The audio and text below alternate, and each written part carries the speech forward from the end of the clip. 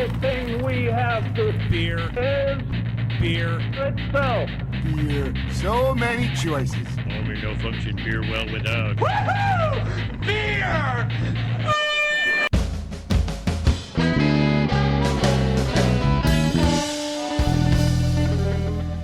Hello and welcome to another socially distant episode of Beer Busters. We're going to bring in the news and reviews, of course, of your favorite brews. My name is Dan Baker.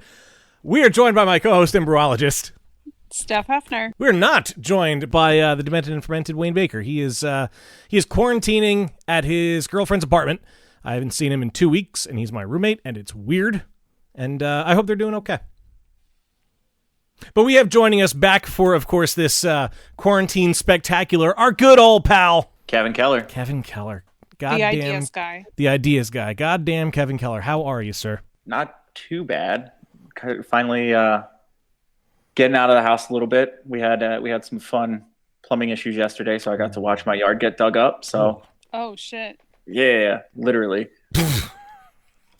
Well, I'm sorry to hear that. I'm guessing that means the beer that you're drinking is that much better now. Oh yeah, for sure. Yeah, this was a weird week. This was a week when like the world tried to act like it was normal, but it most certainly isn't normal, and it's strange. It's different.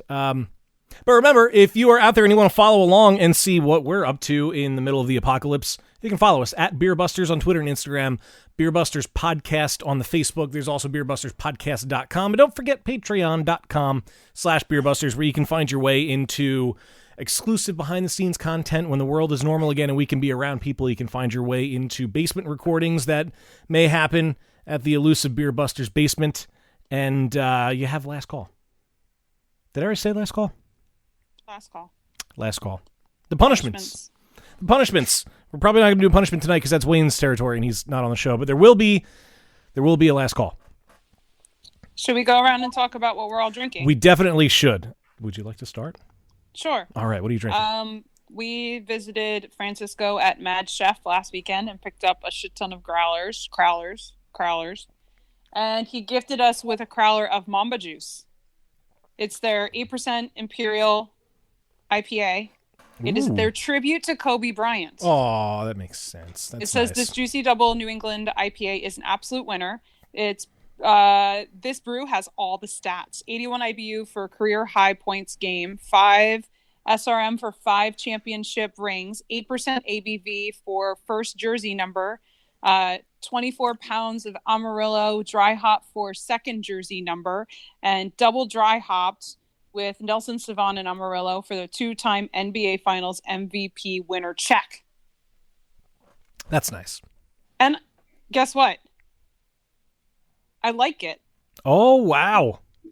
Well, that's the thing. The Mad Chef himself, he can always find a way to make everything taste amazing. Well, and you know why? I think it's because of the high IBUs. I think that's one of the things that I miss about New England IPAs is they are so sweet and low bitterness, and this has that bitter punch, and I like it. Yeah, it probably cuts through a lot of the sweetness. I wouldn't have thought of that. That makes sense. So thank you to Francisco and to our local friends. Check out Mad Chef Brewing on Facebook, and he's been filling crowlers Thursdays, Fridays, and Saturdays. You just got to call first, and then you can pick them up. So check their Facebook page for their hours. All right. Kevin, what are you drinking? So I am drinking a beer called Chinchilla from Commonwealth Brewing out of Virginia Beach, Virginia. It's a chocolate hazelnut imperial milk stout at 11.2%. There's no description other than the government warning on the can, so that's all I got. All right. Nice. But it's really nice. The chocolate hazelnut comes through kind of like Nutella, has a little bit of roastiness to it, but over pretty sweet too, being milk stout. So Kevin had a rough day, so he needed a high alcohol beer. Mm-hmm. Absolutely. It's well deserved. I am drinking the Baltic Porter from Workhorse Brewing because patron extraordinaire and friend of the show, James Lamberg, surprised me yesterday with a delivery of a case of Workhorse beer and 2 pizzas. Now, he thought Wayne was still here. I'm going to try to save him some of the beer. The pizza doesn't stand a chance. That's going to be gone tomorrow. This is the first I've had the Baltic Porter, and I am super happy with it. I wanted to save it for on the show. I ordered beer from them last week, and I bought it was a 4-pack, I think, of the Helles or the Vienna, one of the lagers. And then I bought a single can of the Rosé Ale and a single can of the Baltic Porter, and I figured I'd have the Baltic on the show.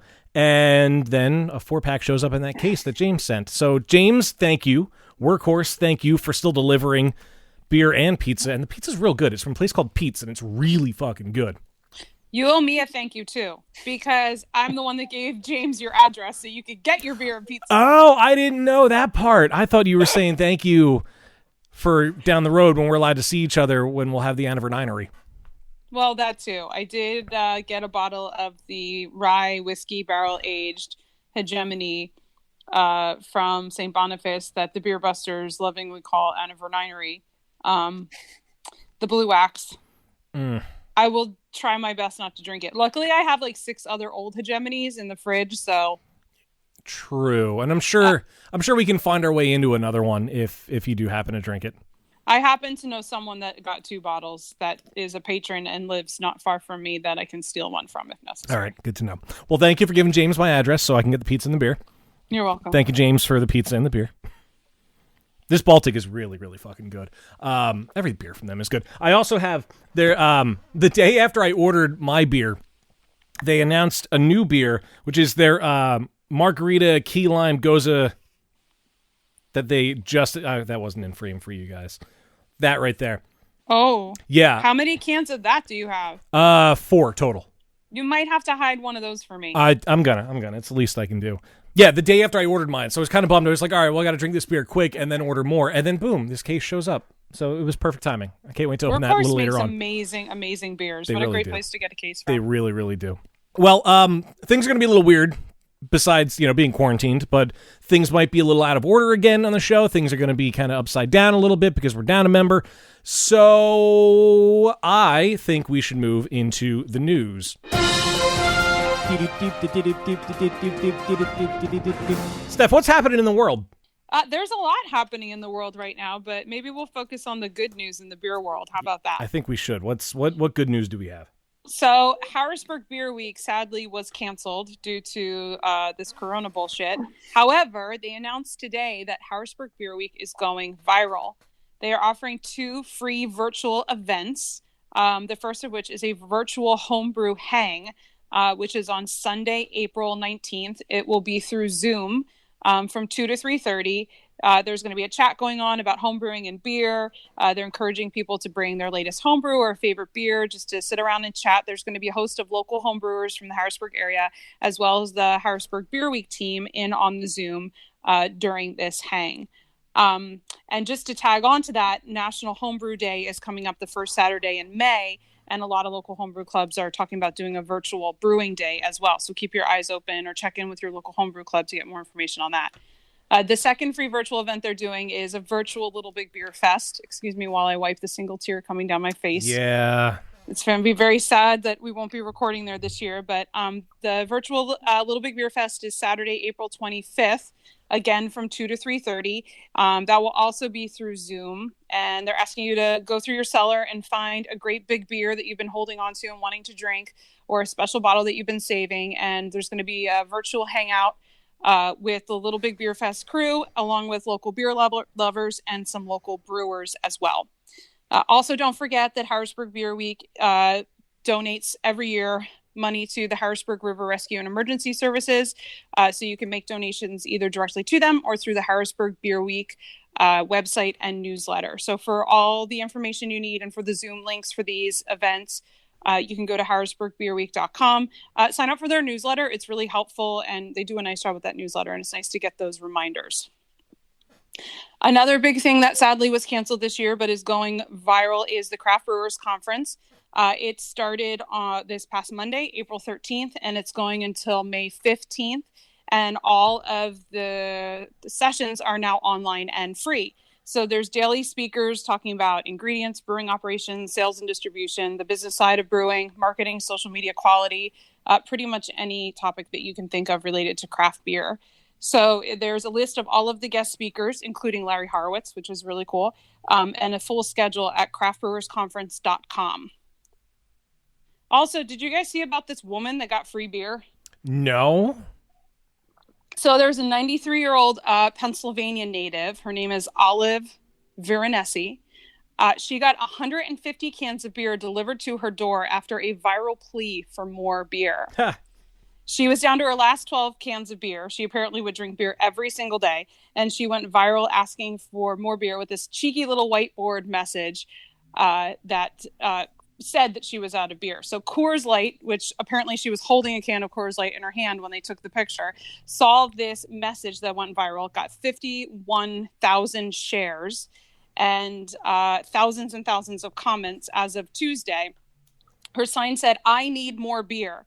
And she was smiling. And Coors came and dropped off 150 cans for her. And my favorite part of the story is the Molson Coors spokesperson told her that Olive and her family now have a standing offer for more Coors Light whenever they're ready for a restock.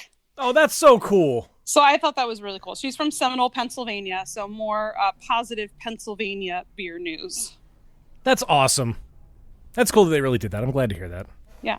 Also, a little side note. Do you know why beer stores are open and liquor stores aren't? Kind of. I have an idea.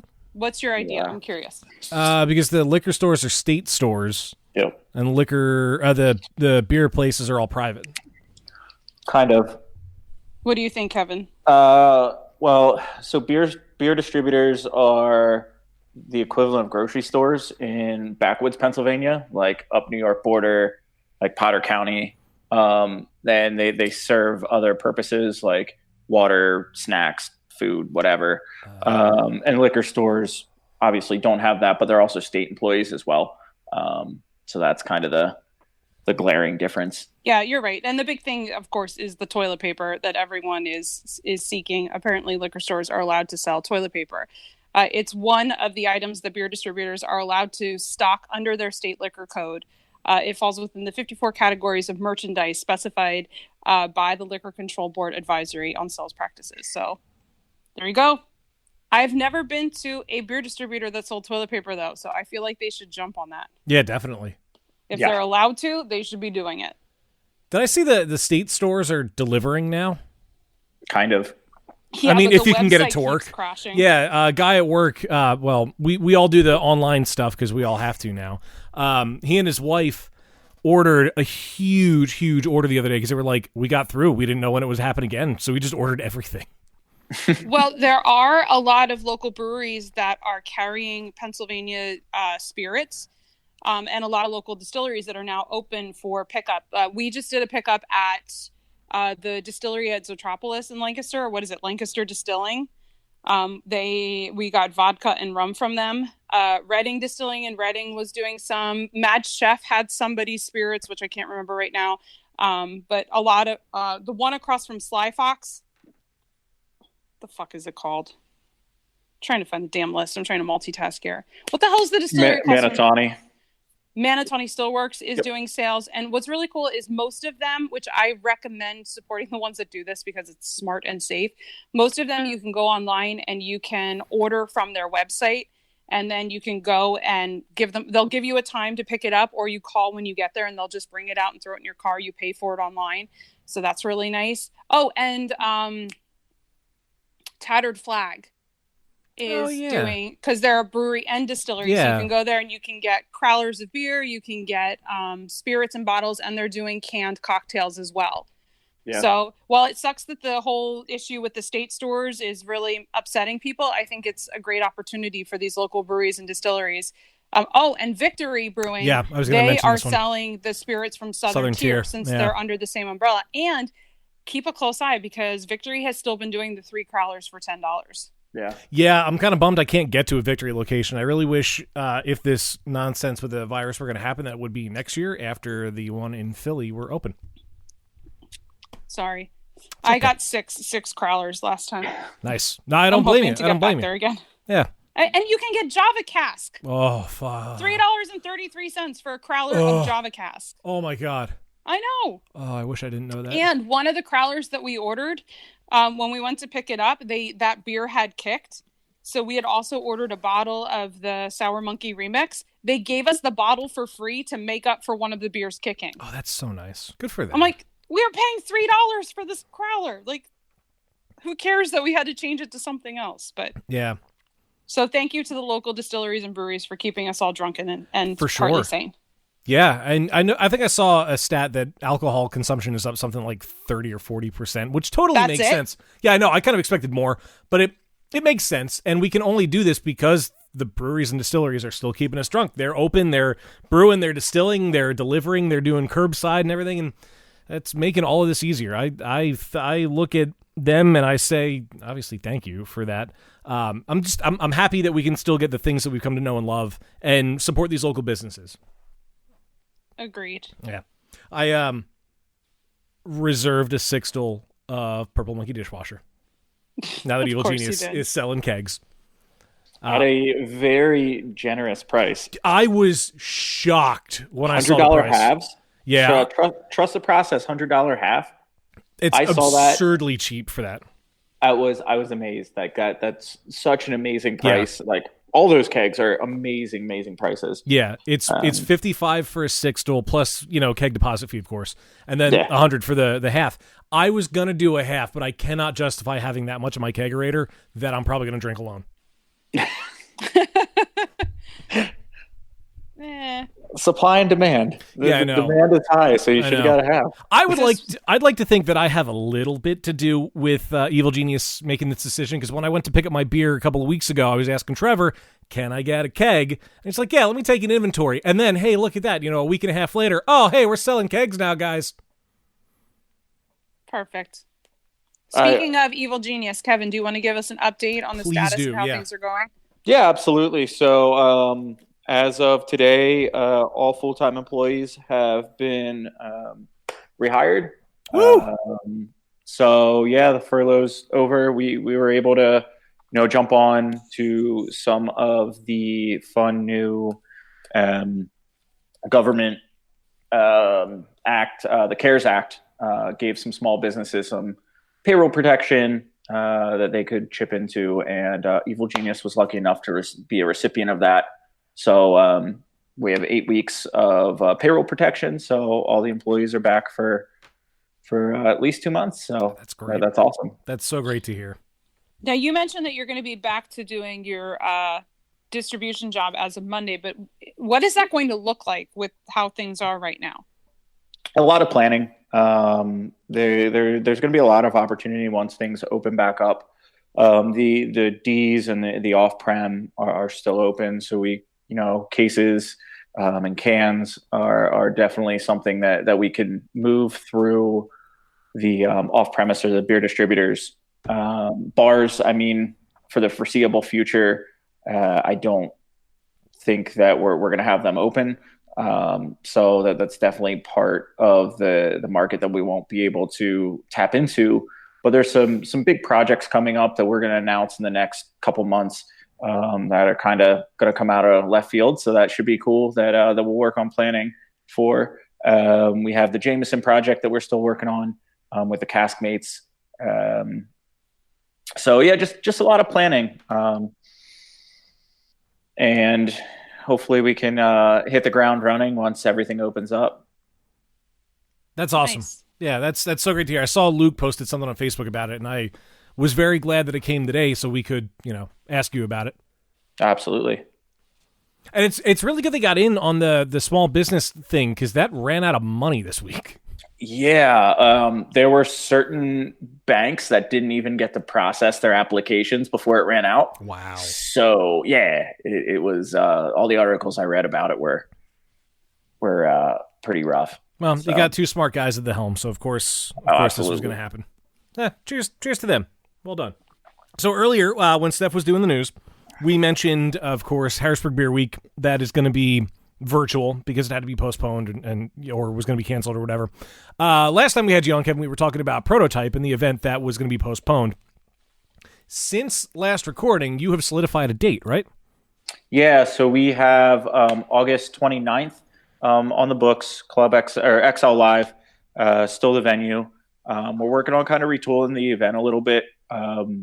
with it being our first year, we were kind of going with just the not quite a basic beer fest, but something that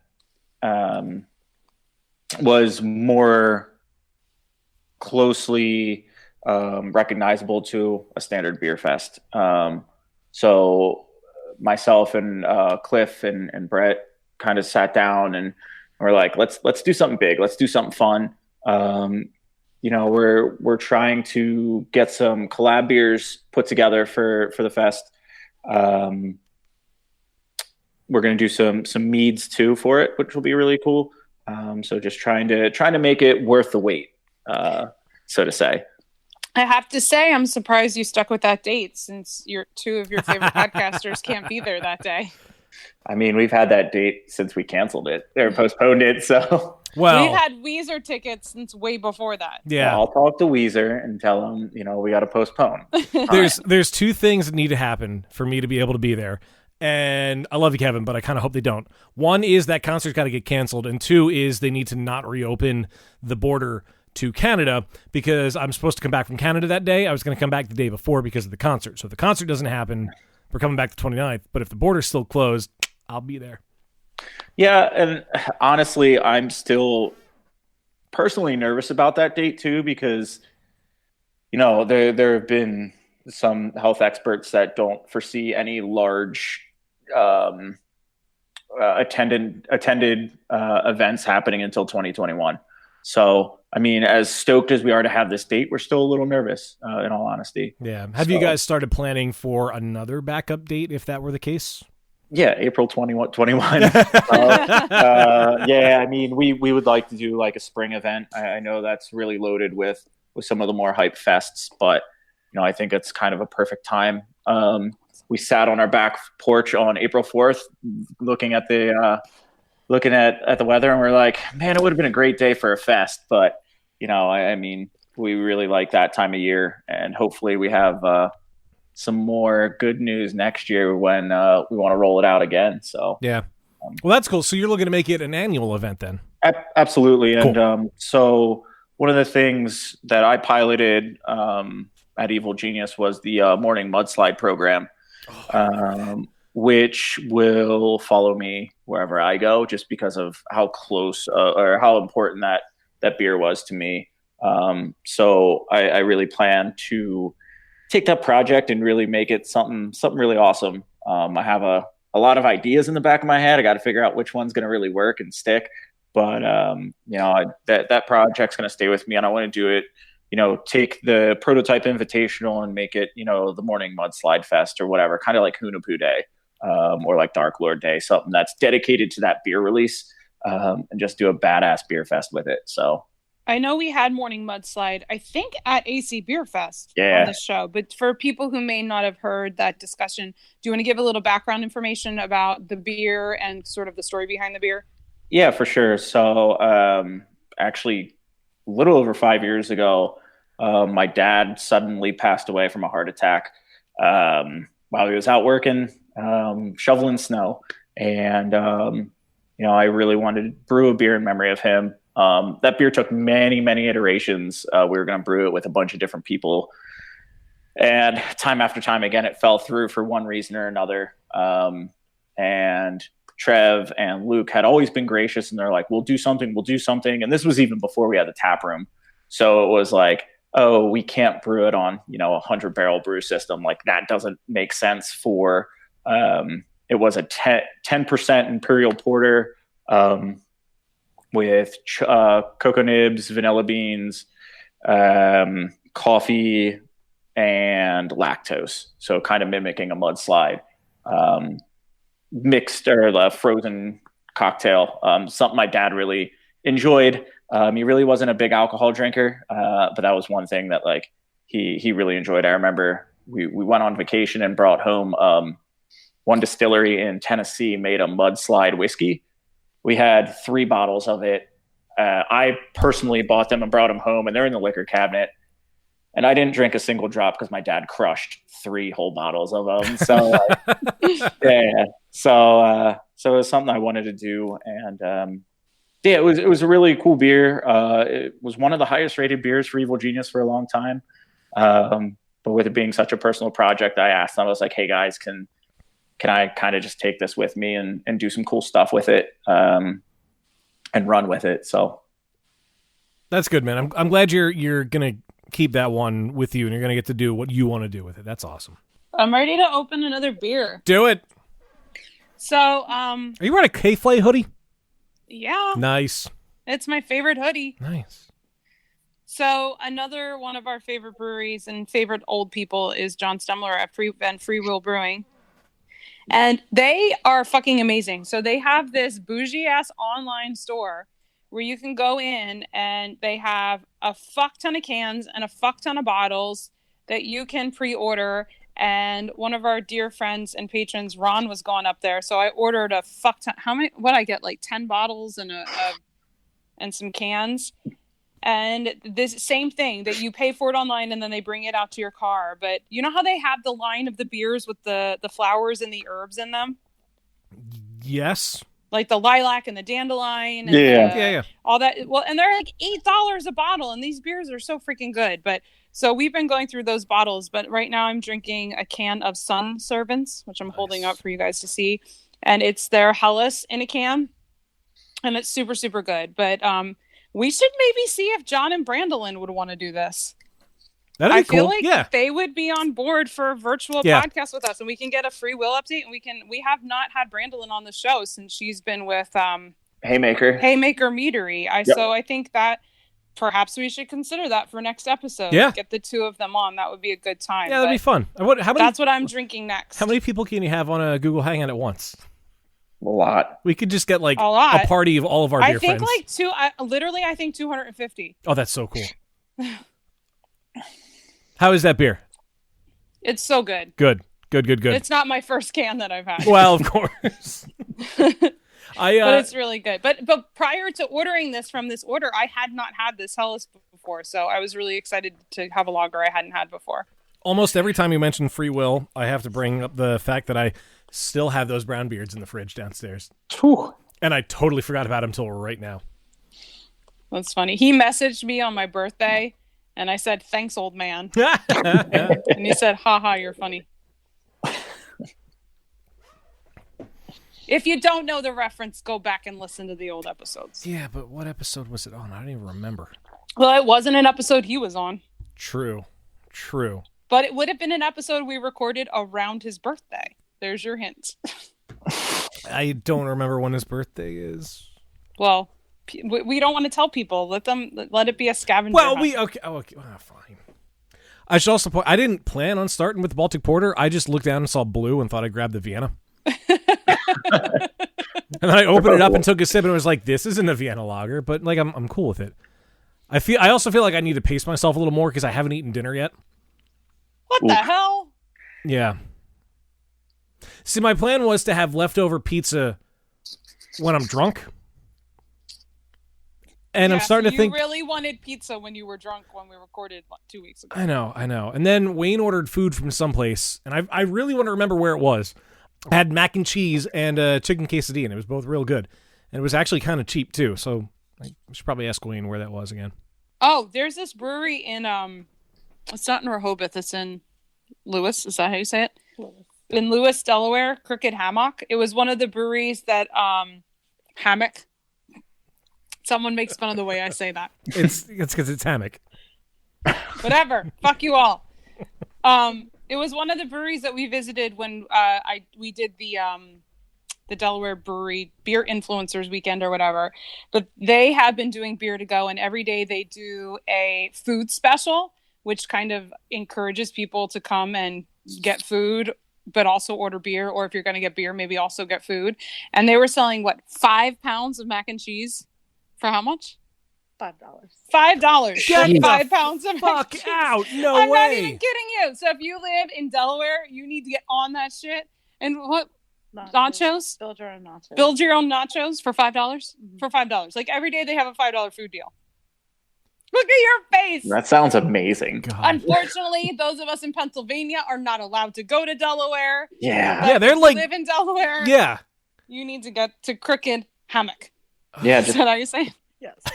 don't go to liquor stores in Delaware. That's where the cops are targeting. Yeah. So We don't need to. We have distilleries we can That's go true. to. That's true. Support your local distillery. I'm not gonna lie. When shit started hitting the fan, I was like, okay, I could just go over the border and go to the Claymont Total Wine and just stock up on shit. And then I heard that they're turning people away. I was like, well, I missed my chance, didn't I? They weren't turning people away. They had checkpoints in the fucking parking lot. They'll quarantine you right there. Just douse you in hand sanitizer. Are there any distilleries in Philly you can go to? Manatawny has a tasting room on East Passyunk. Isn't it Passyunk? Tomato. Well, people are making fun of the way people talk on this podcast tonight. No, that was last week. I guess it's just a running theme. Bluebird is, I think, delivering. Oh God, who's the one that does Stateside? Yep, Stateside is in the mix. I'm ashamed to admit I'm not as up on my Philly distilleries as I want to be. Kevin, what about near you? Any distilleries? I don't know if they're doing delivery, but I know Or pickup. Mid-State Distilling is doing pickup. Actually, on a ton of distilleries out here, but Tattered Flag's a really good one. Hidden Stills. Oh God, their Lebanon. stuff's good. Oh, their stuff. Yeah, Cool. they're doing. They're actually doing some satellite releases. I know they've been teaming up with the Rotunda guys and doing some releases there.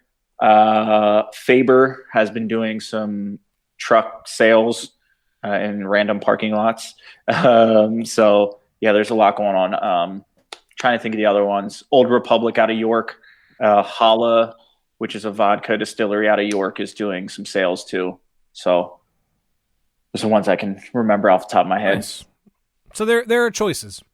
Absolutely. Yeah, and all it takes is a little bit of Googling or whatever to find out what around you is available for delivery and pickup. But it's like we said earlier, it's definitely worth giving the local ones a chance to survive all this. Patronize them while you can now, because they definitely need it. You need the booze. Let's just fucking call it for what it is. Hidden Still is the one that Mad Chef had teamed up with. Okay, that's the one that that was last weekend, but keep checking Mad Chef's Facebook page, and maybe they'll do it again. They have whiskey. Mm-hmm. Yeah, they do. Where are they located, Kevin? So they're currently located in Lebanon, but they closed their restaurant and retail shop there. They are moving to Hershey, right behind the Rite Aid and where Hershey Beer Garden is. They're both a big facility there. So cool. You know who else teams up with them? I can't remember who it is. They're in Reading. They're close to your house, Steph. They're Shaler. Thank Are you, talking Shaler. about brewery? Yeah, Shaler. Yeah, Shaler has their stuff. Because when we were there, we had the whiskey flight, and it was all their stuff. Shout out to Shaler. They made a beer that was 2 style that didn't have any shit in it, and I really liked it. Good you for know how him. when we recorded there, I was giving him shit because everything he brews, he puts a bunch of nonsense in. I mean, I know that's what the kids like, but Yeah. it was really nice to have something that could show off his brewing abilities. So Cool. that's another place good. we've been supporting. Still blows my mind the food that they have there, considering they don't have like a real kitchen. Yeah. And they're doing food to go right now too. Nice. Are they doing popcorn to go? Is that part of the food? I hope so. Oh, I don't know. Oh, their popcorn was incredible. Oh.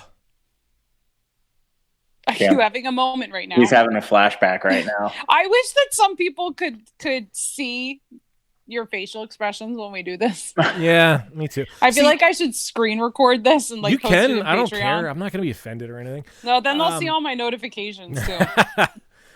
I mean, that's part of the Patreon. That's So true. right now, my trivia team is playing trivia right now, virtual trivia.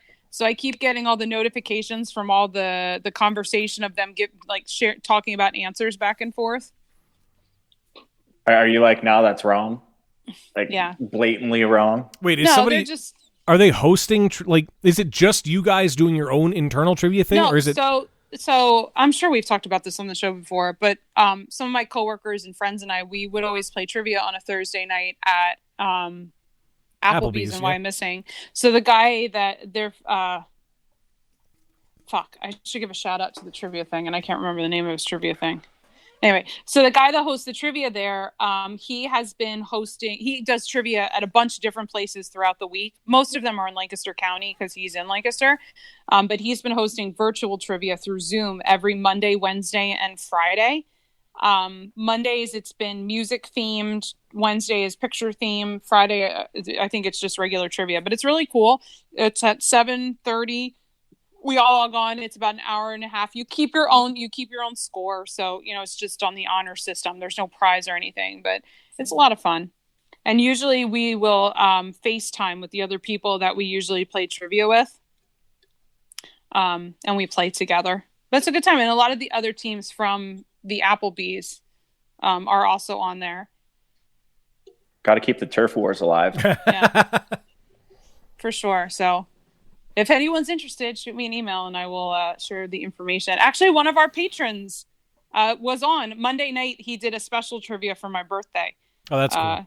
He had Steph themed questions in every round, and he let me inspire the third round is always something special. And we did 90s music, 90s song lyrics. Ooh, I would have loved that. So yeah, it was a good time. You should come on. He tags me every trivia day. It's always on my Facebook wall. So anybody listening that's Facebook friends with me, just go to my Facebook wall and you'll see Matt posts on there every time. But it's a good time. It's fun. A way to feel connected in this strange world of isolation. Ain't that the truth? One of the cool things that surfaced from all this is all the musicians that are doing their online shows. Yes, for sure. I love it. I love it so much. Yeah, because one of the biggest downsides is all the concerts that are getting canceled. That I cry every time we get another notification that one has been canceled, because we had a pretty kick-ass lineup of concerts this year. Yeah, I did like too. The year of the concert. Yeah. When they canceled Firefly, that was the hardest. Ooh, but I bet. There's still a couple that haven't been canceled, but I'm not holding my breath too much. Yeah. But you're right, and it's kind of nice, like the vulnerability watching an artist perform, like in their kitchen or in their home studio space, and it's a unique experience, a way to experience these artists that we love so much. My favorite one is Ben Folds. Yeah, do you follow him on Patreon? Yeah, not on Patreon. No, I'm not a patron, but I watch the show every week, and it's cool. I mean, if you're a Ben Folds fan out there and you don't know, every Saturday he's doing a show at 7 p.m. Eastern, which is like 9 o'clock in the morning for him because he's stuck in Australia and he has an apartment for 3 months.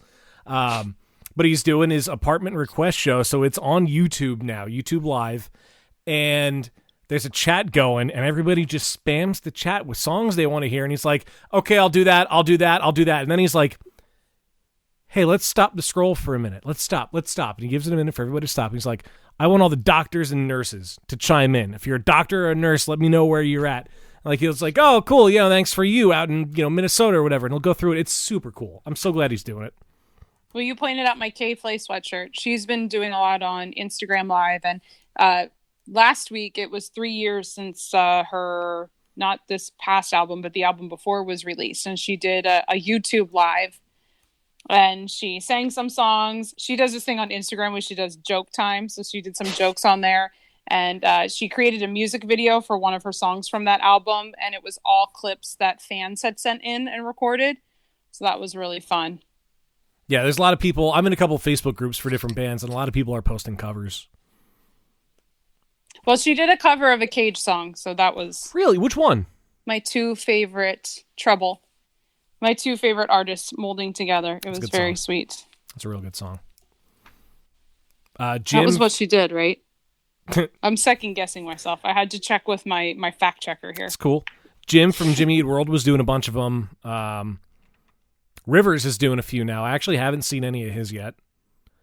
You know, one of the coolest ones is there was a band I liked in high school. There was a show on VH1 back in like 2000, 2001. It was called Bands on the Run. It was a bunch of indie bands that had to travel around, get people to come out to their shows, and whoever like won the night won like a couple $100 to, you know, fund the next trip or whatever. But whoever had the most people at the last show and they won the Battle of the Bands got a record deal with Epic Records. The one that won was my favorite from the show. They were called Flicker Stick. Flicker Stick broke up like, I don't know, 10 years ago at least. The lead singer is doing live performances on Facebook of all Flicker Stick songs, and it's super fucking cool. And it's a nice trip down memory lane. It's so cool.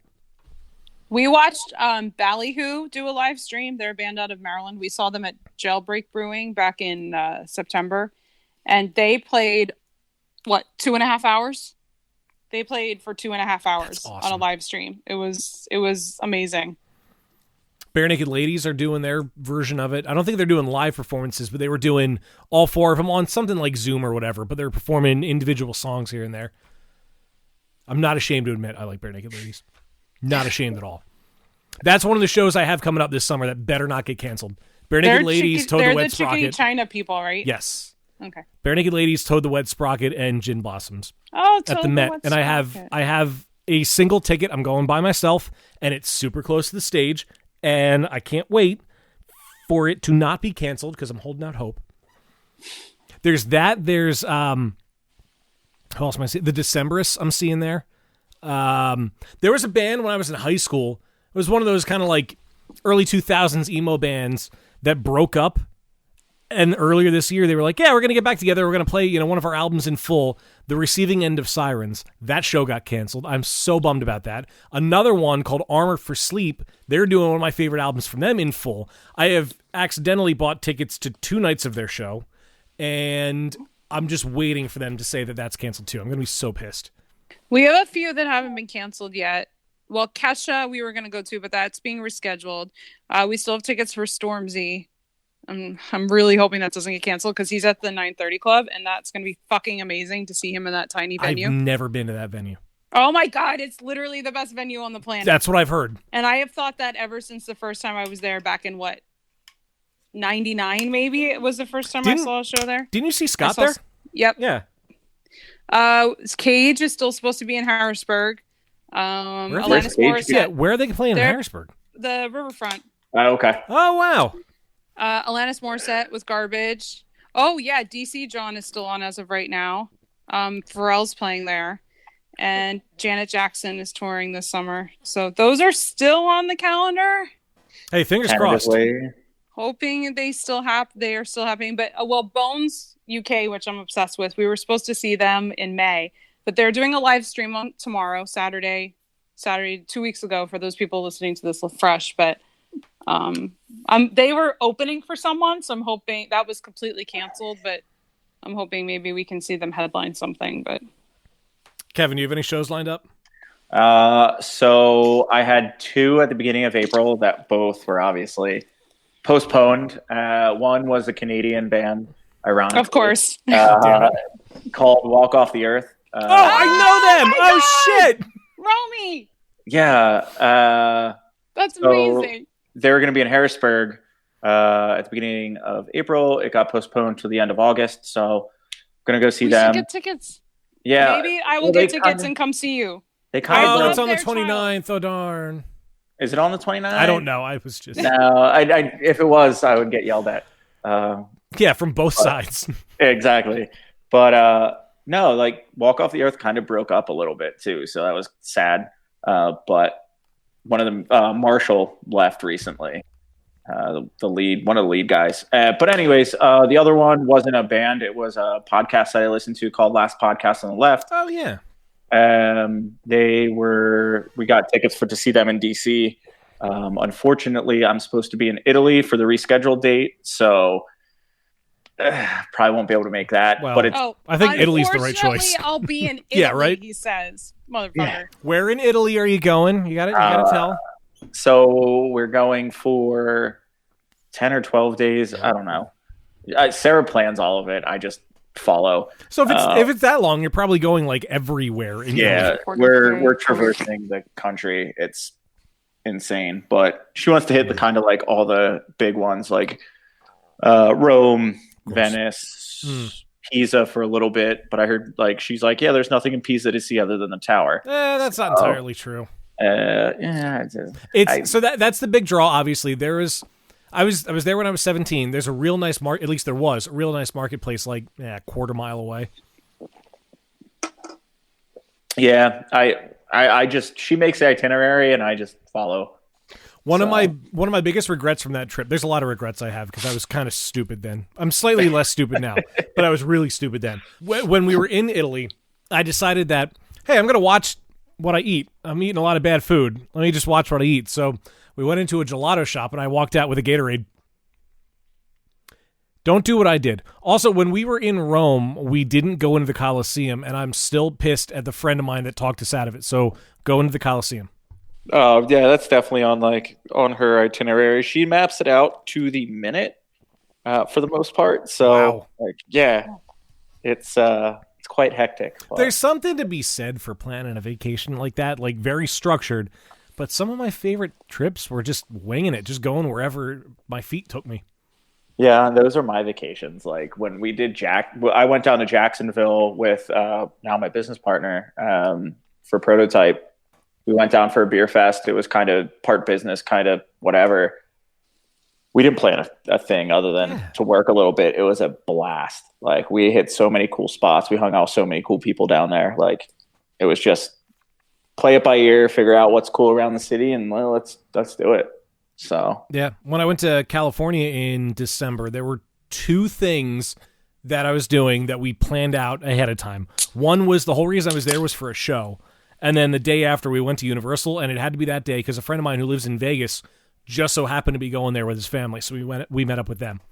Nice. Other than that, like the first full day I was there, I stayed with my cousin.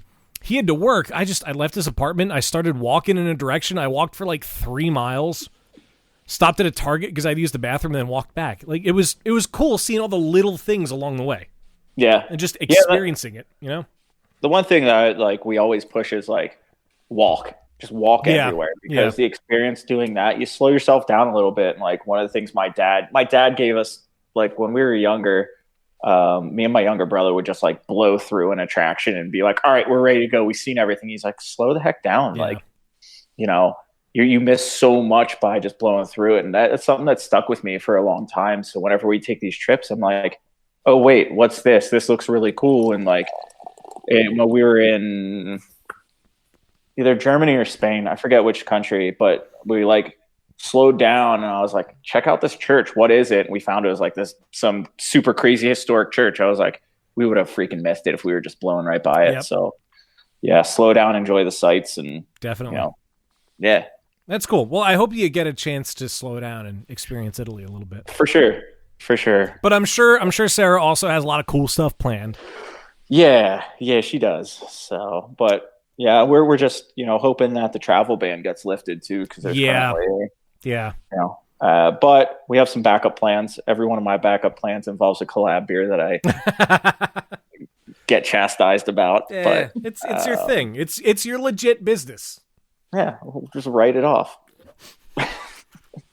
I'm on to my next beer. I was going to say, what were you forcing into the camera? Look at this can. Can you see it? Oh. It looks like a really sad hop.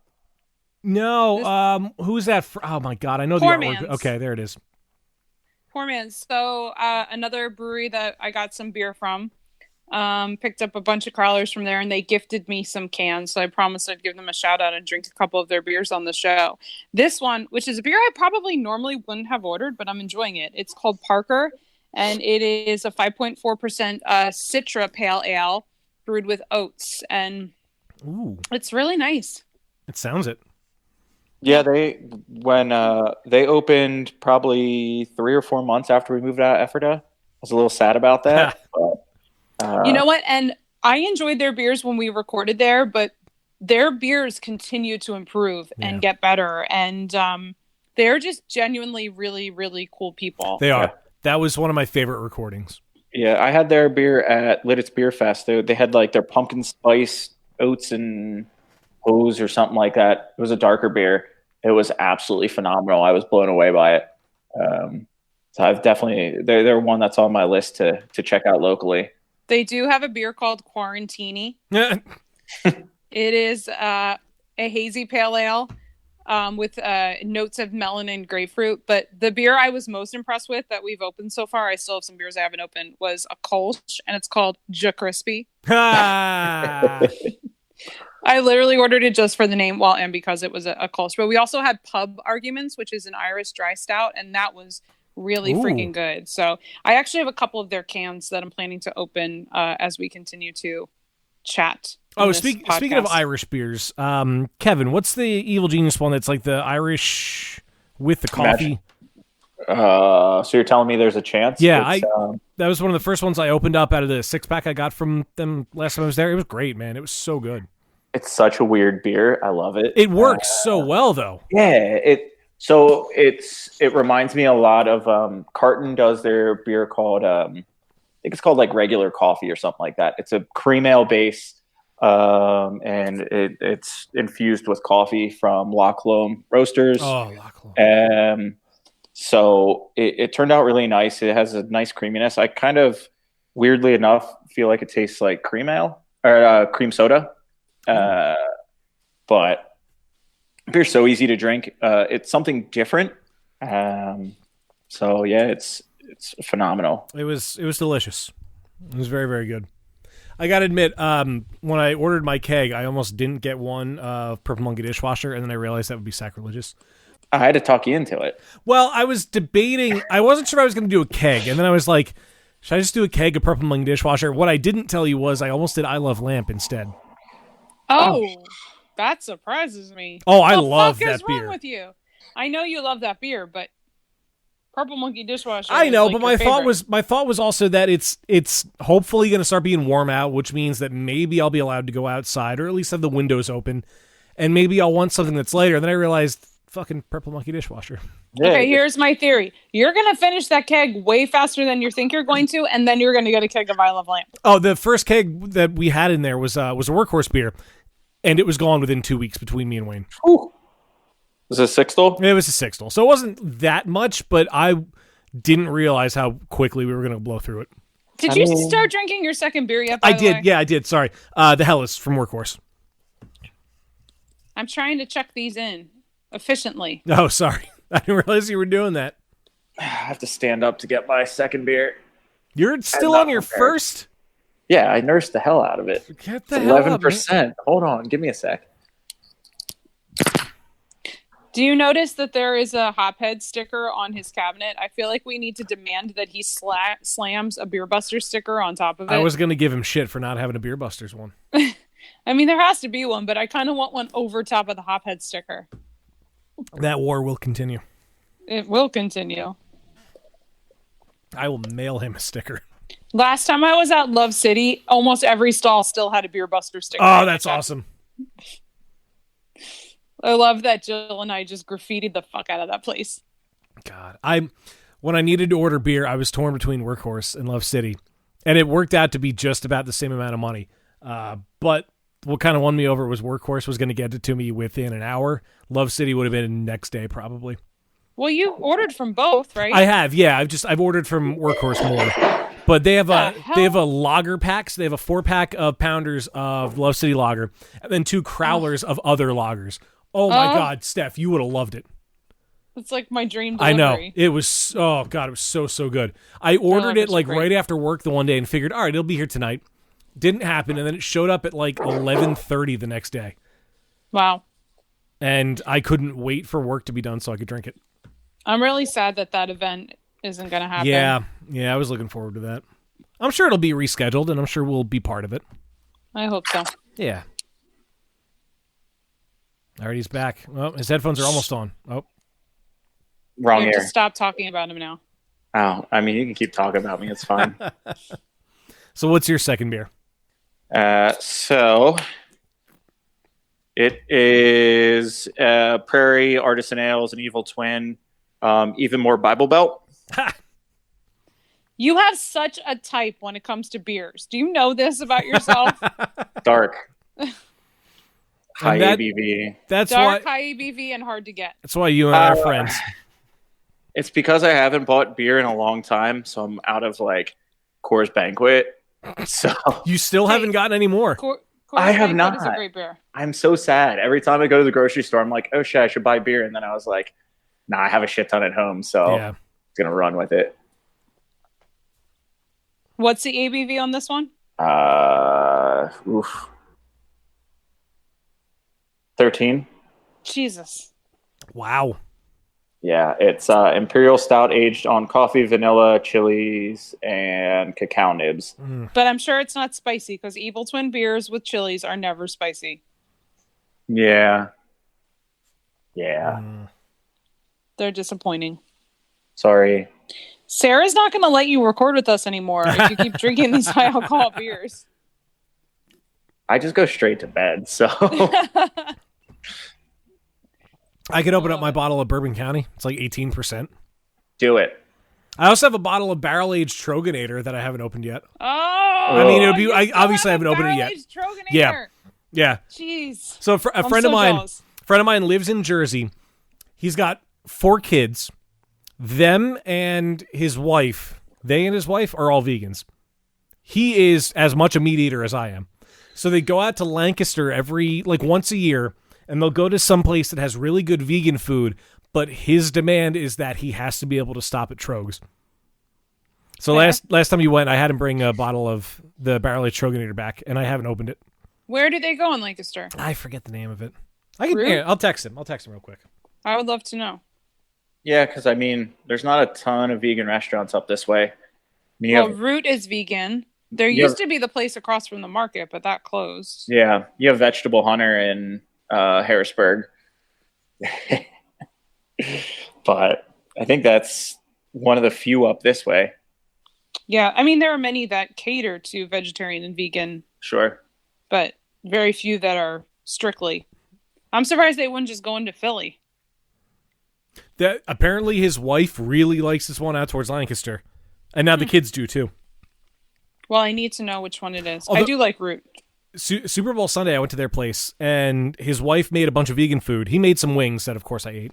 She made a vegan cheeseburger roll that was incredible. Well, you need to get recipes for me of this shit. Okay, I'll see if I can work on that too. Okay. I mean, I have exposed you to some vegan food that you have greatly enjoyed. Sure. Yeah, definitely. Including Blackbird. Yeah. The cheesesteak from Blackbird.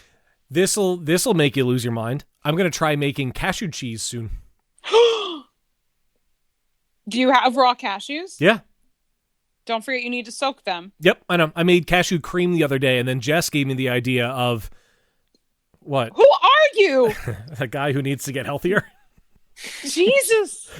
Yeah. I have a great recipe for cashew. It might be in the cookbook might currently be in Washington, D.C. But I have a recipe for really great vegan mac and cheese using cashew cheese. I was going to ask, because that was one of the things I thought of doing, was the mac and cheese. But I'm sure you can Google it. Just look for at sure. the reviews. Yeah.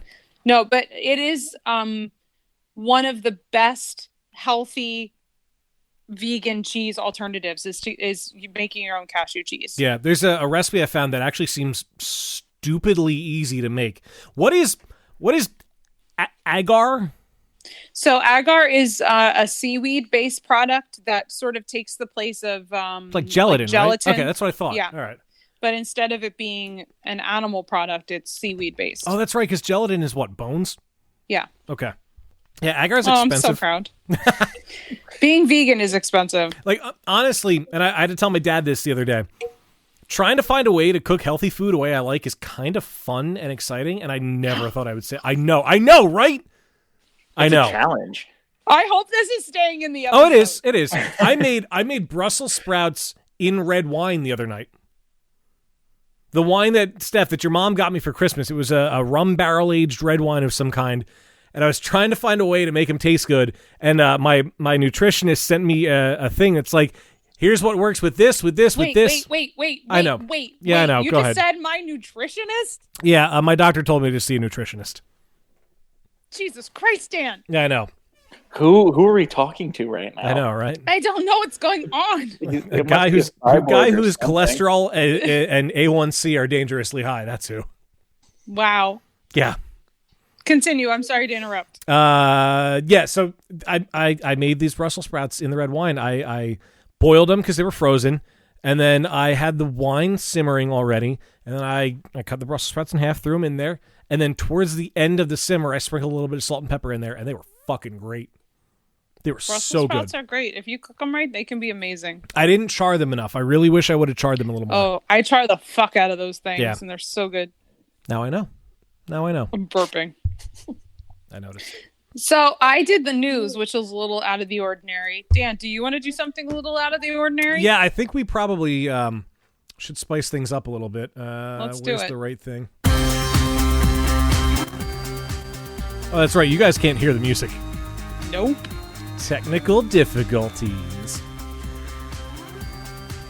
Cheers, Internet. Welcome to a close approximation of Happy Fun Time Games, an internet trivia game often described as existing. Today's edition is the Sony Walkman, the Adidas sneakers, and the Times Square corner stand Rolex, before you have a chance to realize that it's spelled with 2 X's. It's a hastily fashioned game consisting of bits of beer trivia sourced from various corners of the internet. Full disclosure, I make no claims that the trivia included in this game is unequivocally true. I did the best I could in the hour leading up to the recording to fact-check and cross-reference these tidbits. It's a mix of true and false and multiple-choice questions, and we're gonna determine who has read the most pointless garbage about beer the internet has yet to offer. No, who has remembered the most pointless information about beer the internet has to offer? Who has sober read? Yes.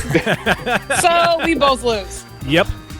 In time-honored tradition, we're going to start with who I think is to my left, but we have no way to tell for sure. Kevin Keller. Shit. Yep. Here we go. I should probably make a... See, this is why Wayne always does this, because I forgot to make a chart. I should make you play. Are we going to have a guest? We should make Dana play. Are we going to have a guest? I'm making the score chart right now.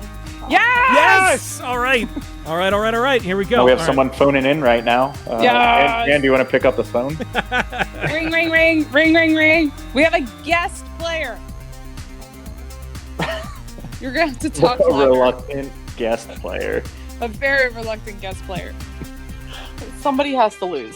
That's what There's Dan's no here for. punishment, at least. All right. As we said, we are starting to my left with Kevin Keller. I think you're to my left, but we're just going to go with that. True. The first one is a true and false question. Oh, fuck.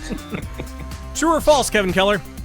The Pilgrims landed at Plymouth Rock because they were running out of beer. True. Steph, true or false? I actually think that's true. Dana? True. Well, the trues have it, yes. According to Susan Cheever, author of Drinking in America, Our Secret History, the Pilgrims landed on the now historic site because their beer supply was running dangerously low. Because of the unsafe drinking water in their situation, passengers on the Mayflower drank beer as their main hydration source. Everyone was allotted a gallon per day, and because the trip took longer than they had expected, they began to run out as they approached Plymouth Rock. They began to ran out. That was true, tied across the board. The next one is a true and false question. Steph, we begin with you. True or false? In ancient Egypt, mothers would send their children to school with a supply of bread and beer for their lunch. That's awesome. Well, I do know that children used to drink beer, so I'm going to say true. Some children still do drink beer. Well, Dana, true or false? True. True, also. Oh, man. Kevin Keller, true or false? I'm going false. You're going false. That, my friend, does not pay off. The trues have it. yes! Men, women, and children all drank beer as it was considered a source of nutrition, not just a delicious beverage that happened to make you a little loopy. Beer was often used as payment for labor and was a staple drink in the diets of both the poor and the wealthy. It was also used in religious worship to the god Osiris, who they believe bestowed upon them the knowledge of brewing. Nice. I was going false on the pretense of bread. In a game centered around beer, that's not the best move. Maybe it is. Maybe it is. Who knows? Who knows? We move on. Dana is guessing first on this one. In the upper Amazon region of Brazil live the Uapi Indians, who add what ingredient to their beer to celebrate the lives of their deceased loved ones? This is a multiple choice question. Is it A, their ashes, B, dirt from the burial site, C, drops of blood from the corpse, Oh, God. or D, the coins that covered the eyes during the service? Ew. A. You said A, their ashes. Kevin Keller, what say you? I'm going blood. You're going blood. C. Oh, going with blood. Oh, man. And Steph fighting through the pure disgust of this question. What were the other two? Well, I don't think it's the coins. Why the fuck would you put coins I'll there? give you them all again. A was their ashes. B, dirt from the burial site. Ew. C, no. drops of blood from the corpse. Or D, the coins that covered the eyes during the service. Well, I agree with my two fellow participants. That is probably one of those two, but I really hope it's not blood. So I will also say ashes. You are saying ashes. That is the good strategy. Dana and Steph are correct. Kevin. Kevin, I'm sorry, man. It's okay. I couldn't really find much with the reason of why they do it, but it is known that they sit around and they drink the beer as a family while speaking fondly of the deceased. Wow. So it's a weird way to get to know your family posthumously, I suppose. That's weird as fuck. It's weird. Then again, in their culture, it's not. In their culture, I'm sure we're weird. I'm sure they are not fond of podcasting. We go back to Kevin Keller guessing first for this one. Following Norse mythology, Vikings believe that after death, warriors were treated to an endless supply of beer coming from what source? It's a multiple choice. Is it A, a hollowed-out horn that never runs empty? Is it B, a magical goat's udders? C, the skulls of their enemies? Or D, a subservient wench that appears on demand with 2 beers in hand? Can you repeat the question? Following Norse... No, I'm kidding. Okay. Let's go with C. You're going with C, the skulls of their enemies. Steph. Wait, I do need you to repeat the question. Okay. Following Norse mythology, Vikings believed that after death, warriors were treated to an endless supply of beer coming from what source? Is it a hollowed-out horn that never runs empty? Is it a magical goat's udders? No. Is it the skulls of their enemies? Or is it a subservient wench that appears with 2 beers on demand? But why would you choose C? This is a beer podcast. You can drink beer And out I feel of like skulls. D is your dream. Have you never had beer from a skull? Wait, there's beer in the skull? Yeah. Yeah. Are you They're drinking telling beer me that- from... They would drink Like beer drinking- from the skulls of their enemies. The skull is essentially the goblet that Right. they're drinking from. Exactly. You can hollow it out, much like anything Are else. you telling me that's the answer? I'm telling you it's a choice for an answer. I wish I could read the reflection in your glasses. I didn't even think I of was that. gonna say A, but I don't know why you would make A the answer for 2 questions in a row. Maybe it's a trick that he's making them all That A. could very well be. Everything's true or A. I'm gonna go with A. I think that's a good answer. Steph going with A. Dana, what say you? I was thinking A as well. Is that your final answer? Yes. Okay. Can I tell Am I you wrong? that none of you have it? Oh. Please Thank tell me goodness. it's not B. It's the goat udders. Ew! It's magical Even goat udders. better. If a Viking Magical warrior goat died a udders. valiant and honorable death, there were 2 afterlives, or is it afterlives? Who even fucking knows anymore? That he could end up in. Half would Totally go. my last call answer. Half will go to Folkvanger, which translates to Field of the People, which is a heavenly field run by the goddess Freyja. While the other half will go to, as we all know, Valhalla, which is Hall of the Slain, and they would be treated to the god Odin's hospitality. Quite This possibly, is fucked up. quite possibly the main attraction in Valhalla was Hydrun, a goat whose udders have a free-flowing and endless supply of beer. Hydran's such a great name for a brewery. It probably exists. Oh, no, that's actually a good point. It is. And Steph's looking it up. Of course she No, is. I'm typing the Oh. next beer I'm about to open. Oh, nice. but I Honestly gone. Nobody had that one right. I am proud that I have fooled you all. We go back to a true or false question that Steph is starting first with. Okay. Steph, Is this true or false that the first recorded drunk driving incident was in 1933 in Alabama? Well, everything was true so far, so I feel like it's time for you to throw in a false. So I'm going to say false.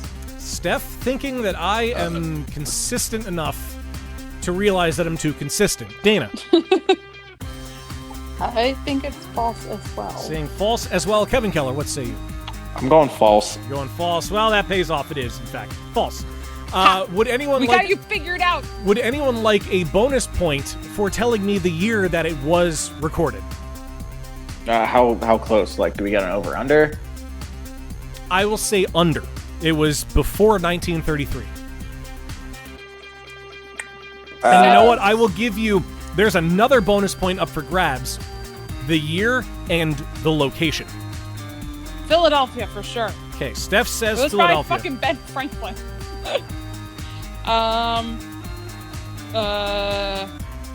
17. So I'm gonna say 1770. Philadelphia. Maybe Boston. 1770 Philadelphia. I'm sticking with 1770 Philly. Dana, do you have a guess for the bonus? No. No. I mean, you can realistically throw out any year Throw out and any year location prior. on the planet Earth, and it's a valid guess. that. Except don't pick a state that wasn't a state back then. Who says I it's a don't- state? Oh. Is that a clue? It might be. It was probably We have to think outside the 200 box that is the BC in United ancient States. Rome or some bullshit. Outside of the box that is the United States. Okay. Steph, I'll give you another guess at location now that I've said that. It's not the United States. Maybe. I don't know. You were probably thinking. I'm sticking with my guess. I don't All fucking right. care. Philly is a city that drinks. Damn straight.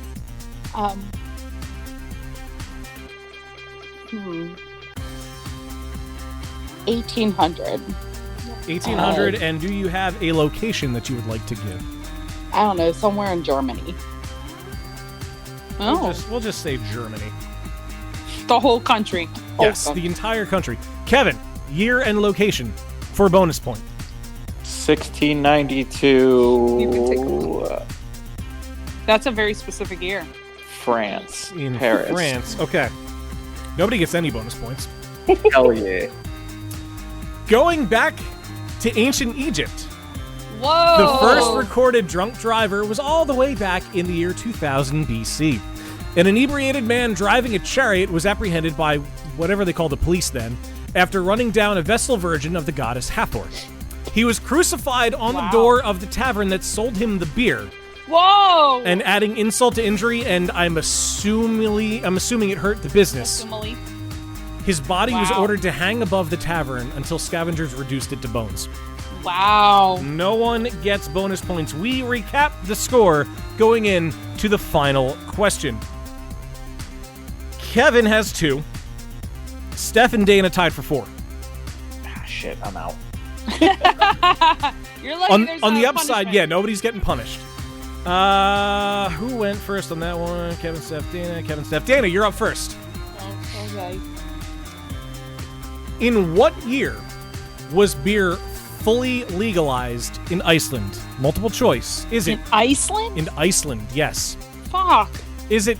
These are all AD. Don't worry. 932, 1576, 1918, or 1989. 1989. 1989. Kevin. 1918. 1918. Wearing a Red Sox hat and you say that year. Yeah, we've won since. It's fine. Steph. I'm gonna say the 15 one. You're gonna say 15. I don't know when the fuck it became a country. 1576. Well, But yeah, I'm gonna say that one. Dana is right. Woo! It was 1989. Yeesh. Yeah. Iceland was part of Denmark. That sucks. Iceland was part of Denmark until it gained sovereignty in 1918 after the close of World War I.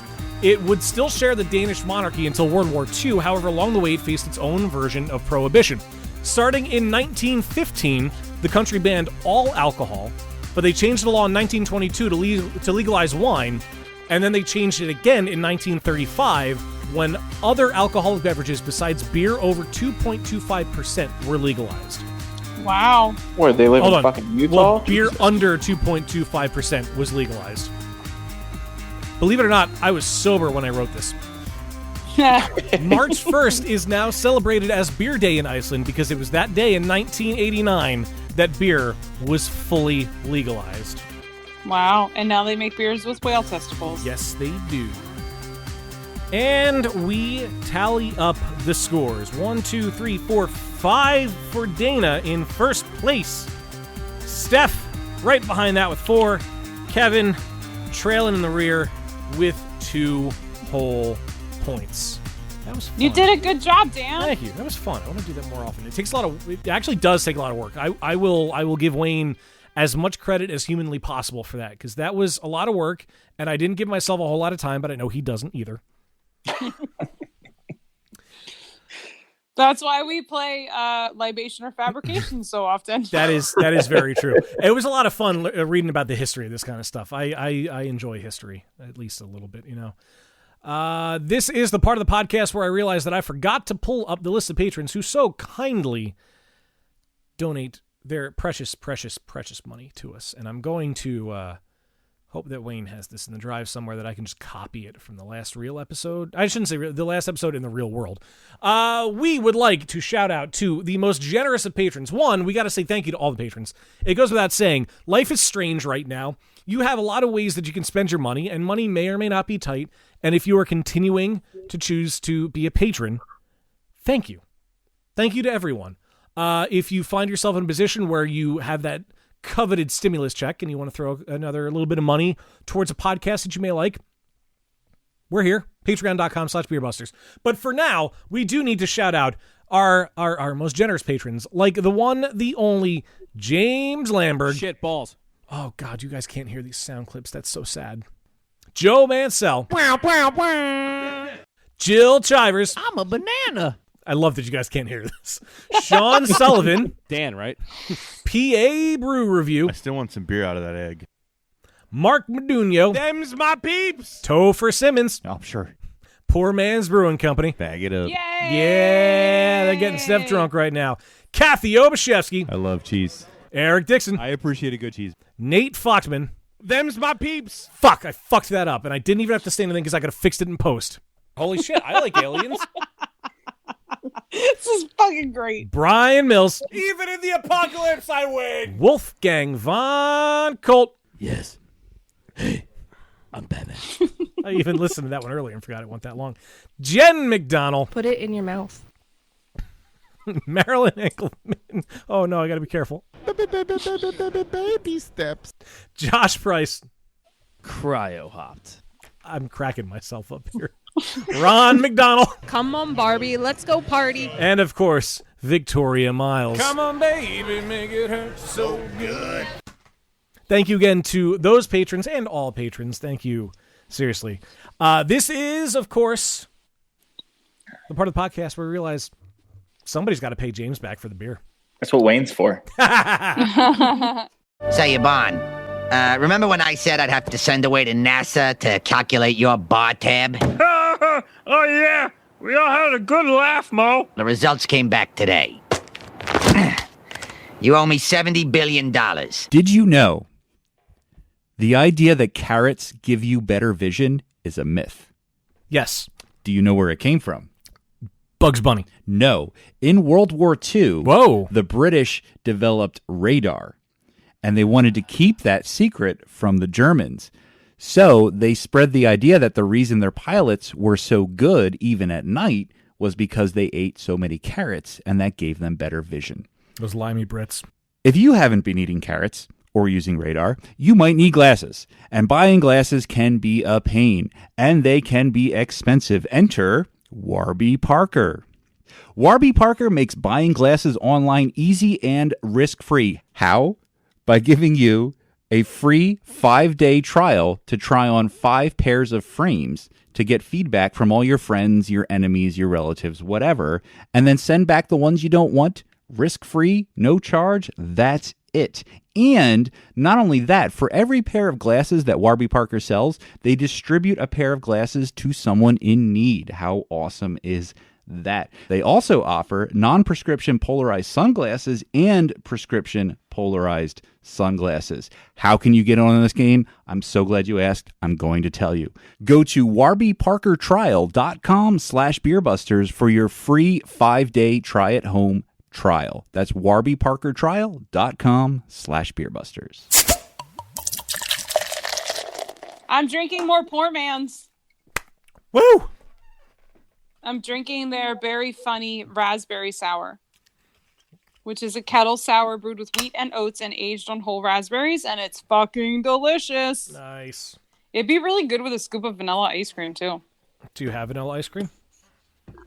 Probably. Not right now. We have cookies and cream made with oat milk, and we have dark chocolate truffle made with cashew milk. I bought. And they are both divine, and we are planning to make a banana split with them once we are done podcasting. Nice. I bought oat milk a couple of weeks ago. Who are you? I know, right? I normally did almond milk, vanilla almond milk, and it's good. Don't get me wrong, it's good.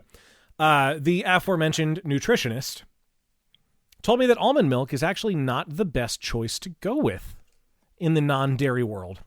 Because isn't it very fatty? They can add a lot of sugars to it. It also uses a lot of water, which apparently somehow hurts the bees. I have read articles about that, sadly, yes. Yeah. And it doesn't have much, if any, protein in it. Yeah, there are people that are like, what the fuck are you doing? Almonds are so fucking good and so full of protein. And when you make almond milk, you're fucking up the almonds. You're wasting almonds. Yeah, I've read a lot of articles about that, and it makes me feel sad. But almond milk is tasty. It's good. I love a good vanilla almond milk. The oat milk I bought on suggestion from Wayne and Jess. I love them both. They were wrong. I don't like it, but it's good mixing with other things. The Trader Joe's oat milk is good. I always get unsweetened though. I don't get sweetened or flavored non-dairy milks. I always get the unsweetened. Yeah, I got Silk, right? They're the company. They're a company, right? Yeah, sure. I got the plain one. It's on its own, it's not my style, but it mixes well with other things. I use it in my smoothies now. I made pancakes with it. You're making smoothies? I've been making smoothies. I bought a new blender because my other one broke, and I want to make my fucking smoothies. I spent almost $200 on a fucking blender. Why are blenders so expensive? You should have just bought a Vitamix if you're going to spend that much. Oatly is a really good oat milk brand. They're like the OG in the oat milk world. Yeah, but her recommendation, my nutritionist, was that I should use soy milk because it's higher in protein. But then you're going to get man boobs. I already have man boobs. Okay. Soy is high in estrogen, I believe, or protoestrogen, whatever. Maybe. Am I wrong? It's high in man boobs. Are you fucking with me? I can't tell if you're trying to fuck with me. You're going to get man boobs. I have man boobs. I had to deal with them earlier. This is the best conversation ever. Well, thanks for inviting me to Milk Busters this week. I feel like that's all we've been talking about. So. Oh, God. Side note, I did crack open another beer. Okay, what are you drinking? It's the margarita one from Workhorse. Key lime goza. I'm gonna let you guys sour or stout. Sour. Stout. You drink too many stouts. You don't drink enough stouts. That's bullshit. My I God. see if I have a bottle opener down here. This is so good. Have you guys ever seen my... Oh, good. Sorry, Dan. No, you're good. Go ahead. Have you ever seen my cellar? No. Not besides the part of the cabinet we can see behind you that doesn't have a Beer Buster sticker on it. I'm doing the wrong thing. I'm searching Holy friends. shit. And that's with some box. Holy fuck balls. Yeah, right? That's impressive. Yeah. What's the oldest bottle you have in that mix? Ooh. I have some old Free Will sours. I have like a mojito sour. None of them say lambic on it, so they're not that old. Yeah, probably the Free Wills. Nice. It's pretty. That's a very impressive collection there. Yeah. I need to start powering through it. Hey, no time like a quarantine. I know. And you only got a couple of days left before you go back to work. Virtually, yeah. I guess, yeah, since you're in sales, it's easier on your part. Oh, yeah. Yeah, especially with nothing being really open or accessible right now. Yeah. It's all going to be calls and emails and texts, so. Dear so-and-so, just checking that when the world gets back to normal, you still want Evil Genius beer. Yeah, exactly. Surprisingly, like, package sales are up 20 to 30% over year, which is absolutely crazy. The grocery stores are killing it right now with package sales. Just, if you have to minimize the amount of spots you have to go,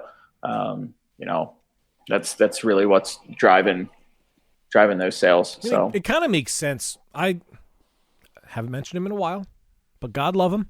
Acme, 19th in Oregon. Oh, fuck. It was just easy to go get my groceries and then get some beer. Hold on. When are you going to get Acme to give us some legit fucking money for how often you talk about them on our podcast? I don't shop at Acme anymore. Oh, no, you go to Aldi now. Yeah. And Aldi in Pennsylvania doesn't sell beer. Apparently, I pressure you into a lot of things. What is he doing? I don't have a bottle opener down here. Otherwise, I would open a bottle. Oh, man. How do you not have a bottle opener in your beer cellar? Because I used it 2 nights ago and took it upstairs and never returned it. How do you not have multiples? Hold on. How do you not know how to open a bottle using the end of your table? Oh, that's just asking. Because it'll break my table and I'll get yelled at. I'm shaking my head, shaming you. That's fine. I forgive you. I don't forgive you for not being resourceful and figuring out how to open a bottle without a bottle opener. It's fine. You be one of those guys that uses your eye socket for it. Please don't do that. No, don't do that. Don't do You that. don't want to go to the hospital right now. This is not a video cast, so I'm not doing that. But if it was, it'd look wicked cool. Yeah, or horrific. Either way, it's going viral. Canadian who lives in Pennsylvania but wearing a Boston hat still says wicked. It's wicked hardcore. Wicked hardcore. What the hell was I? Yep. What was I talking about? I don't know. Sorry, I got distracted. It's cool. I did too. It doesn't matter. Margarita Goza. It's great. Oh, it's so good. Nate's such a great brewer. Like, that was an amazing pickup for Dan. It really was. I mean, dude knows this. He brewed an award-winning lager for a different brewery, and then Dan's like, come brew for me. All right, cool. Now I will get the award-winning lager. He defined Devil's Backbone. Yeah. Let's talk about the gravity of what he did when he was the head brewer there. Yeah, he won GABF Gold, I believe, for a bunch of his beers. Plus, they won Brewer of the Year, and they were what were they considered? Mid-size Brewery of the Year for the Outpost. Yeah, he worked for the more experimental small batch brewery side of Devil's Backbone, and he had worked at Victory before that. Mm-hmm. So his pedigree was amazing. And then when he wanted to move back home, and Dan was opening up that spot and had big aspirations, so it just worked so well for those two guys. I miss being able to go to a brewery and sit and drink beer. Me too. I think we all do. Me too. Let's all have a moment of silence. The last thing I did in a brewery before I wasn't allowed to go outside was sit and watch the Flyers game while writing in 2 journals. About the Flyers? No, I was trying to. This was in the before times, right as I was exploring comedy, and I took 2 journals with me, 2 Evil Genius. And I was sitting there watching the Flyers game, and I was trying to map out like a couple of minutes stand up and a couple sketch ideas. And somebody came. Your last brewery experience wasn't when we recorded at Stolen Sun? Outside of a podcast recording, gotta qualify that. Yeah, that was the last thing. But the last place I went when we weren't recording was definitely Evil Genius. It was watching the Flyers game, and I had those 2 books there, and it was the day of the block party. So I thought I was going to make it there in time to be outside, but I was like a half hour too late. So everybody was inside. And I was writing in these notebooks, and some girl comes over to me and sits down at the table, like without even saying anything first, just pulls out the chair, sits down, looks at me, and goes, "Are you a troubled writer?" It's like, I mean, I'm troubled and I'm writing, so sure, why not? I miss being able to go out and do stuff like that. I think you told this story last time we recorded. Probably. I'm significantly less drunk right now. How did the story end, though? Did she just walk away after you're like, yeah? Okay. No. We were talking for like, I don't know, 5 or 10 minutes maybe.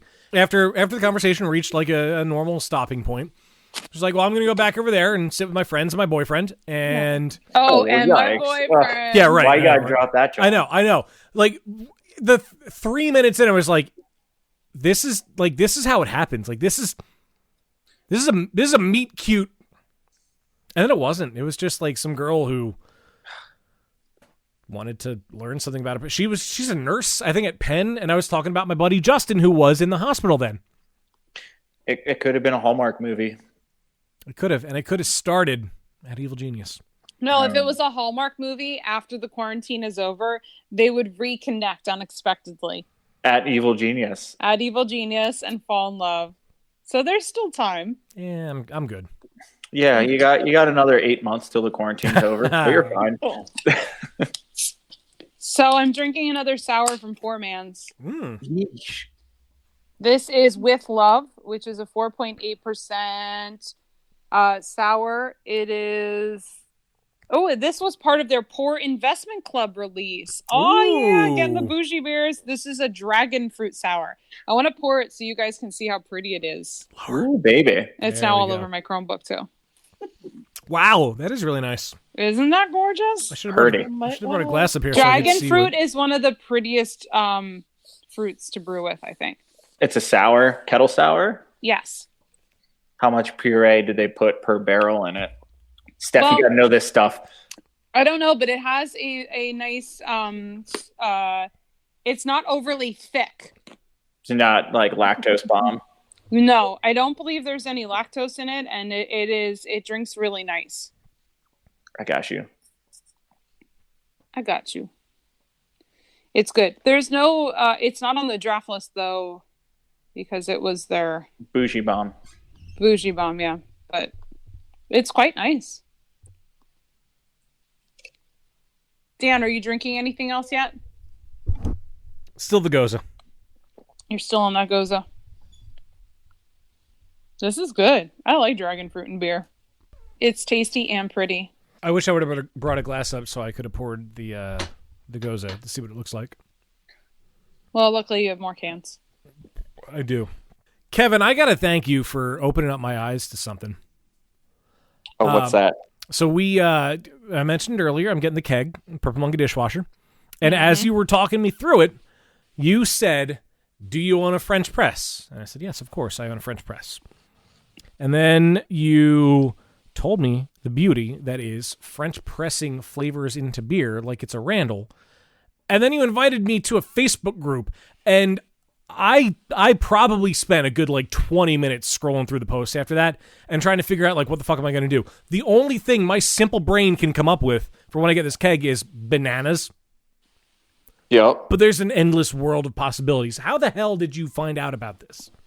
So Evil Genius is really known for pushing the envelope with the Randall. And it is a complete pain in the ass to put together. So one of the things that I had found online was this guide to your own quote unquote personal Randall. They're literally the conversation I had with you was how this article was written was do you own a French press? Do you like beer? That type of shit. Oh my God. And I was like, oh yeah, I do own a French press. And oh shit, I do like beer. And so it was yeah, you can just put bananas and blueberries and bourbon soaked oak chips and all this crazy shit into a French press. And then it has a built-in filter. So yeah, it's pretty cool. I get working for a brewery. I get some sample cases that I get to try some new things. there's a couple beer fests that are like, hey, can you bring a specialty beer for VIP hour? And I'm like, no, I don't want to bring an extra keg. That's a lot of beer. But I will French press beer for the first hour. It's a little bit of work, but it's pretty cool when we do timed releases. One of the big beer fests I do it as Hibernation in York. Oh yeah. So like I'll do Purple Monkey on Oreos or like graham crackers and marshmallow. I've done it on habaneros, which is phenomenal. There you go, Steph.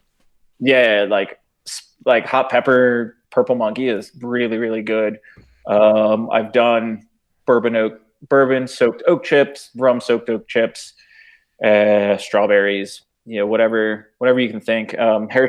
Harrisburg Beer Week, I did brew your own adventure where we had 5 beers on tap, and then I had a bunch of different ingredients that they could do French press beer. So it was like I did a bunch of them like pre-created ones, like Cup of Joel, which was trust the process with coffee. Like that was one of them, and just kind of like a s'mores Purple Monkey, watermelon, the watermelon blonde with jalapeno. So it's just, you can take a beer that you really know and love and then put a twist on it. A lot of people use like Founder's Breakfast Stout, which is such a mainstream beer, but then you put a nice twist on it and you can try different things like, you waste a bottle if it's a combination you don't like. So it's definitely a cool thing to do if you want to get inventive, and especially if you have a whole keg of Purple Monkey. That's 42 16-ounce pours. So I don't know how much, if you want to kill it in 2 weeks, that's a lot of Purple Monkey. I probably shouldn't kill it in 2 weeks, but I more than likely will. I didn't even think of strawberries. I could do strawberries. If you do 3 pours a day, it'll last about 3 weeks. Yeah, Not give or even. take. Yeah, I mean, I use Purple Monkey a lot because it's so versatile. I'll send you my whole list of crazy concoctions that I've created with Purple Monkey. I don't trust myself to have marshmallow fluff in the house. Oh, I don't use marshmallow fluff because it's messy, but it works better than actual marshmallows. But I don't doubt it. But yeah, it's like super glue. You're gonna like stick your hand together for the next 15 years. Yeah, but if you need to throw away a French press, that's way less painful than throwing away a Randall. Well, French presses are probably like $1.99 at IKEA. Just go and buy a case of them. They're $10. Really? That much at IKEA? But my source is I own an IKEA one, and I broke an IKEA one, so I had to buy another one. And you used to work at IKEA. Yeah. But you can say that now because you don't work there anymore. And yet I still buy their shit. But if you need to spike a Randall versus a French press, the French press is going to look way cooler if you spike it into the ground. How much does a Randall go for? What does that cost? Ooh. An actual Randall? Yeah. Like the legit, I want to say it's 300, but Holy I could be wrong. And like I've used it so much that I keep looking at it going, there are 15 things that we could change on this and make it so much more ideal for the use. And I was like, I need to do this, but I'm pretty sure it's patented and I could not win that. See, that's if you change those things, it's your invention. But it depends how the patent is worded. Yeah, true. Damn patent law. So look into it, and if you're free and clear, invent your own modified version of it that is legally distinct from it, and there you go. You have your $1 million idea for prototype. The Beer Buster beer infuser. Yes, we're busting the beers by infusing them. I love so much that's recorded. Oh my god. He is the ideas guy. Thank you for buying me a house in Malibu. All these breweries are going to be like, how the hell do I make my beer better? Oh, the Beer Buster. It's going to make your beer so much better. You got to bust that beer, bro. Uh-oh. Steph moved. Oh, there she goes. She's back. I'm good. She's not holding the keg anymore. I bumped it. I'm trying to put the poor man sticker on my Chromebook. Nice. I don't have any stickers on my personal computer. I have a bunch on my work computer. Ooh, but is that like a vent? Probably. You don't even know what I'm talking about. Speaking of events, boom! Did it. August 29th. Where can people go to get tickets for your event, Kevin? Internet? No, Good so we I'm haven't okay with them released overlapping. we haven't released tickets yet for the new date. So we refunded everyone's tickets for the original date, just kind of a clean slate. So just watch Prototype Brewery and Meadery on Facebook, Prototype Brewery on Instagram. We're going to have more announcements on ticket sales and the brewery list. Kind of waiting for the dust to settle to nail down the exact brewery list. But we are going to expand a little bit on the breweries that were going to be there. There were some scheduling conflicts for the original date. So we will be able to have some more breweries come out, which will be really, really cool to expand on that. We're going to do some more different projects for it. Like I said before, we're going to do some collab beers with some local breweries and some out-of-state breweries too. So check us out. Tickets will go on sale beginning of June, tentatively. So yeah, just watch announcements from both Facebook and Instagram. As much as I want my other two things to happen, if they don't, I know that I can take solace in the fact that I will be at your event. I'm bummed that it didn't happen already, as I'm sure you are, and as I'm sure plenty of people are. You've got plenty of event experience, having done the Hophead stuff, having done the Evil Genius stuff, that you've seen what works and you've seen what doesn't work. So your event, I'm sure, is going to be fucking great, man. Like, yeah, appreciate it. It's great. If you're listening to this and you are not going to see Weezer and Green Day on August 29th or coming back from Canada, go to this event and take lots of pictures because I need to live vicariously through somebody. Well, Wayne's coming up, so... Wayne would need my car, which if I'm coming back from Canada earlier is going to be in Canada with me. Unless he and Jess could probably go. She's got a car. Well, Kevin, thank you for joining us again. Thank you for having me. Dude, at this point, it's like... It's more or less official. It's unofficially official that you're the fourth beer buster. We're saying whenever I can join in. Always. Probably, I don't know, next week, 2 weeks from now. I don't know. Next one, we're going to be in quarantine for another 2 weeks, so. Probably, definitely. Let's just say definitely. It's not even just probably. But it's thank you so much. And everything you're doing is obviously everybody loves Evil Genius. The stuff you're doing Prototype is going to be great. You're bringing together these collabs. I love that you're still keeping the mudslide with you. That's great, man. And I can't wait to see what you do with that. But I feel like we should probably head into last call.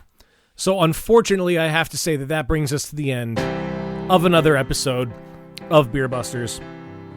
And you out there listening to this, sincerely, we hope that you are doing well, you're safe, that you're staying hydrated from your favorite local brewery or distillery.